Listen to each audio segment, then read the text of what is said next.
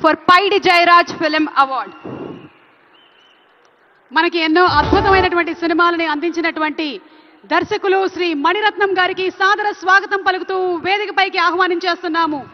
ఒకటా రెండా వారు అందించినటువంటి సినిమాలు ఒక గీతాంజలి కానివ్వండి, అలాగే నాయకన్ కానివ్వండి, బ్యూటిఫుల్ మౌనరాగం కానివ్వండి, సఖీ, అలాగే దళపతి, రావణ్, యువ, పొన్నియిన్ సెల్వన్, థగ్ లైఫ్, ఈ సినిమాల్ని అందించినటువంటి మణిరత్నం గారికి ఈ రోజున ఈ అవార్డ్ తో పాటు గోల్డెన్ మొమెంటో మరియు 10 లక్షల రూపాయల క్యాష్ ప్రైజ్ ని అండ్ అలాగే ప్రశంసా పత్రాన్ని అందజేయడం జరుగుతుంది. Congratulations to Mani Ratnam sir. Paidi Jairaj film award ని అందుకున్నారు మణిరత్నం గారు.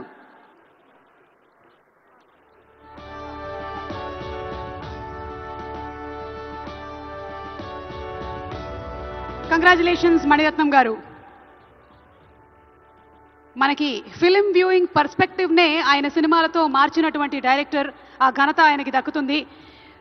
సో మణిరత్నం గారికి మరొకసారి శుభాకాంక్షలు తెలియచెప్తూ, next BN Reddy film award దిగ్గజ దర్శకులు బిఎన్ రెడ్డి గారు మల్లీశ్వరి, అలాగే రంగులరత్నం వంటి అద్భుతమైనటువంటి చిత్రాల్ని అందించారు.